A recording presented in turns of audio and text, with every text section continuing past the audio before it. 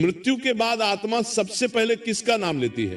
प्यारे भक्तों, आज मैं आपसे एक ऐसा रहस्य साझा करने वाला हूं जो गरुड़ पुराण में छिपा है और जिसे सुनकर आपका हृदय भी कांप उठेगा। हम सब सोचते हैं कि मृत्यु के बाद आत्मा रोती है अपने परिवार को, याद करती है अपने बच्चों को, या पुकारती है उस धन दौलत को जिसके पीछे हमने पूरा जीवन निकाल दिया। लेकिन नहीं, सत्य इससे बिल्कुल अलग है। शरीर जब अंतिम सांस लेता है और आत्मा शरीर से बाहर निकलती है तो वह न मां को पुकारती है, न पिता को, न अपने प्रियजन को। उस दहशत भरे पल में जब पूरे ब्रह्मांड में सन्नाटा होता है, जब यमदूत सामने खड़े होते हैं और समय थम जाता है, तब आत्मा सिर्फ एक ही नाम पुकारती है। क्या आप जानना चाहते हैं वो नाम कौन सा है? मेरी विनती है, इस कथा को पूरे श्रद्धा, पूरे भाव और पूरे मन से अंत तक सुनिएगा, क्योंकि आज जो सत्य मैं आपको बताने जा रहा हूं वो आपके जीवन की दिशा बदल सकता है। प्राचीन काल की बात है, जब काशी नगरी न केवल मोक्ष की नगरी थी बल्कि रहस्यों का केंद्र भी मानी जाती थी। गंगा के किनारे एक पुराना घाट था जिसे मौन घाट कहते थे। वहां एक वृद्ध पंडित रहते थे जिनका नाम आचार्य विष्णुदत्त था। आचार्य ने अपना पूरा जीवन गरुड़ पुराण और कठोपनिषद के अध्ययन में बिताया था। उनके पास दूर दूर से लोग ये जानने आते थे कि जीवन का अंत क्या है, लेकिन आचार्य अक्सर मौन रहते थे। परंतु एक तूफानी रात्रि, जब गंगा की लहरें उफान पर थीं, एक युवा राजकुमार जिसका नाम विक्रमजीत था उनके द्वार पर आया। विक्रमजीत का मुख पीला पड़ा हुआ था, आंखों में एक विचित्र भय था। उसने अभी अभी अपने पिता राजा भानु प्रताप की दर्दनाक मृत्यु देखी थी। वह विचलित था, न उसे राजपाट में रुचि थी न ही भोजन में। उसके मन में केवल एक ही प्रश्न गूंज रहा था। उसने आचार्य के चरणों में गिरकर कांपते स्वर में पूछा, आचार्य, मैंने अपने पिता को अंतिम समय में कुछ बुदबुदाते देखा। उनकी आंखें शून्य में किसी को खोज रही थी। मेरे मन में एक ही प्रश्न है जो मुझे सोने नहीं देता। जब शरीर छूटता है, जब सांसें थम जाती हैं, तो वह जीव, वह आत्मा उस अंधकार में सबसे पहले किसे पुकारती है? क्या वह यमराज को पुकारती है, ईश्वर को, या अपने परिजनों को? आचार्य विष्णुदत्त ने दीप की लौ को शांत भाव से देखा। बाहर बादलों की गर्जना हो रही थी। उन्होंने राजकुमार को पास बैठाया और कहा, पुत्र, यह प्रश्न केवल तुम्हारा नहीं, सृष्टि के हर उस जीव का है जो मृत्यु से भयभीत है। आज मैं तुम्हें वह कथा सुनाता हूं जो स्वयं यमराज ने नचिकेता को सुनाई थी, परंतु यह वह अंश है जो शास्त्रों में अक्सर छिपा रहता है। यह कथा है एक ऐसे महात्मा की जिसने मृत्यु के बाद अपनी चेतना को जागृत रखा। आचार्य ने कथा आरंभ की। बहुत समय पहले अवंती नगरी में एक बहुत बड़े सेठ रहते थे। नाम था धर्मदास। जैसा नाम वैसा ही काम। धर्मदास ने जीवन भर दान पुण्य किया, मंदिरों का निर्माण कराया, गरीबों को भोजन कराया। सारा नगर उनका गुणगान करता था। धर्मदास को लगता था कि जब मेरा अंत समय आएगा तो स्वयं स्वर्ग से विमान मुझे लेने आएगा। उनका परिवार विशाल था, 4 बेटे, बहुएं और पोते पोतियां। वो अपने सबसे छोटे पोते मोहन से अत्यधिक प्रेम करते थे। समय का चक्र चला और धर्मदास का अंतिम समय आ गया। वो अपने आलीशान कक्ष में रेशमी बिस्तर पर लेटे थे। वैद्य ने नाड़ी देखकर सिर हिला दिया था। पूरे कमरे में रोना धोना मचा हुआ था। बेटे संपत्ति की हिलाप करे, चाबियों के बारे में फुसफुसा रहे थे। बहुएं रोने का नाटक कर रही थी और कुछ लोग सच में दुखी थे। धर्मदास की सांसें उखड़ने लगी। उनकी आंखों के सामने अंधेरा छाने लगा। वह जो सुन रहे थे वह बाहरी शोर नहीं था, उनके कानों में एक अजीब सी सन्नाटे की गूंज थी। जैसे ही अंतिम सांस निकली, शरीर झटका खाकर शांत हो गया। अब यहां से वह यात्रा शुरू होती है, राजकुमार, जो जीवित लोग नहीं देख पाते। जैसे ही धर्मदास का शरीर निष्प्राण हुआ, उन्हें एक झटका लगा। उन्हें लगा कि वह एक गहरे कुएं से बाहर खींचे जा रहे हैं। अगले ही पल वह अपने ही शरीर के ऊपर हवा में तैर रहे थे। उन्होंने नीचे देखा, वही शरीर जिसे उन्होंने वर्षों तक मलाई मेवे खिलाकर पाला था, अब एक लकड़ी के टुकड़े की तरह पड़ा था। धर्मदास को अभी यह समझ नहीं आया कि वो मर चुके हैं। उन्हें लगा कि वो कोई स्वप्न देख रहे हैं। उन्होंने जोर से चिल्लाने की कोशिश की, अरे मैं यहां हूं, तुम लोग रो क्यों रहे हो? वैद्य जी, मुझे उठाओ। लेकिन उनकी आवाज, वह आवाज कहीं नहीं थी। उनके गले से शब्द तो निकले पर ध्वनि पैदा नहीं हुई, हवा में कोई कंपन नहीं हुआ। उन्होंने अपने बड़े बेटे के कंधे पर हाथ रखा, लेकिन उनका हाथ धुएं की तरह आर पार हो गया। धर्मदास घबरा गए, वो इधर उधर भागने लगे। मेरी पत्नी, मेरे बच्चे, कोई तो मुझे देखो।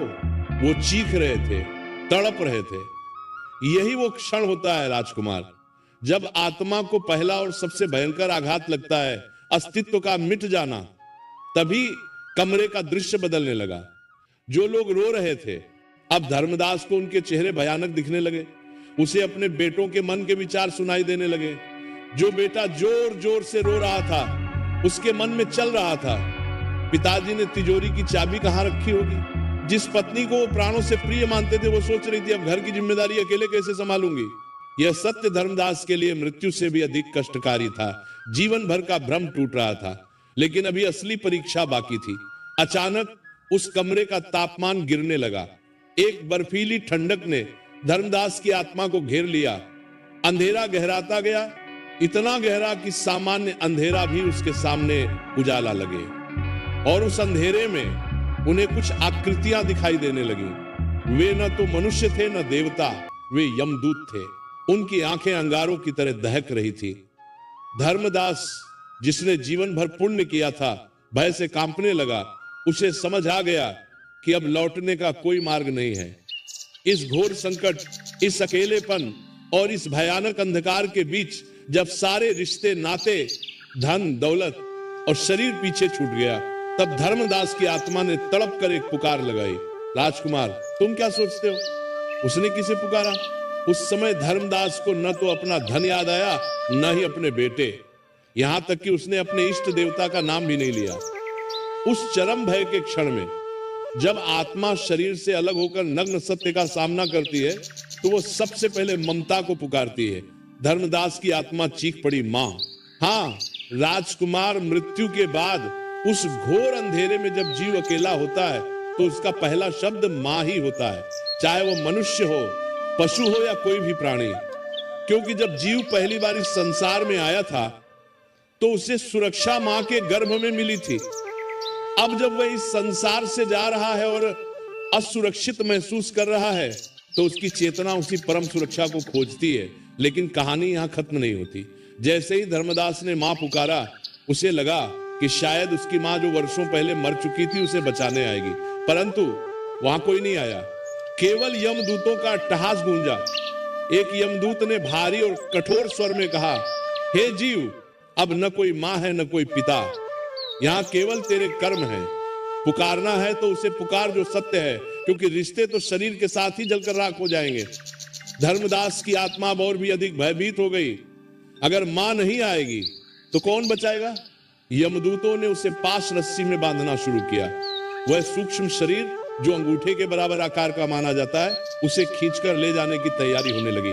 तब धर्मदास को अपनी एक गलती याद आई। एक ऐसा पाप जो उसने जवानी में किया था और जिसे वो पुण्य की चादर के नीचे छिपाता रहा था, वो पाप अब एक भयानक राक्षस का रूप लेकर उसके सामने खड़ा हो गया। उस समय धर्मदास की आत्मा ने दूसरी पुकार लगाई। ये पुकार मां के लिए नहीं थी, ये पुकार थी पश्चाताप की। मुझे एक मौका और दो, मुझे वापस जाने दो। वो गिड़गिड़ाने लगा, मैंने गलती की, मैं उसे सुधारना चाहता हूं। आचार्य विष्णुदत्त रुके और उन्होंने राजकुमार की आंखों में देखा। राजकुमार, आत्मा की यह तड़प सबसे पीड़ादायक होती है। जब वो देखती है कि जीवन भर जिन चीजों के पीछे वो भागती रही, सोना, चांदी, जमीन, वे सब यही पड़ी हैं, और जो साथ ले जाना था भक्ति और सत्य, वह खाली हाथ है। यमदूत उसे घसीटते हुए अंधकार मार्ग की ओर ले चले। यह वह मार्ग है जहां न सूर्य है न चंद्रमा, केवल तपती हुई बालू है और कांटों भरा रास्ता। धर्मदास चिल्ला रहा था, लेकिन उसकी पुकार सुनने वाला वहां कोई नहीं था। तभी उसे क्षीण प्रकाश दिखाई दिया। बहुत दूर एक धुंधला सा दिया जल रहा था। उसने सोचा शायद वहां कोई मदद मिल जाए। वो उस प्रकाश की ओर खिंचा चला गया, लेकिन जैसे जैसे वो पास गया, उसने देखा कि वो प्रकाश किसी देवता का नहीं, बल्कि एक और आत्मा का था जो वहां भटक रही थी। वो आत्मा रो रही थी और कह रही थी, मुझे पानी चाहिए, मुझे पानी चाहिए। धर्मदास ने ध्यान से देखा, वह आत्मा कोई और नहीं, बल्कि उसका अपना ही एक पुराना मित्र था, जिसकी उसने व्यापार में धोखा देकर संपत्ति हड़प ली थी। मित्र की आत्मा प्रेत योनि में तड़प रही थी। धर्मदास की आत्मा सिहर उठी। उसे समझ आ गया कि कर्म का फल कितना भयानक होता है।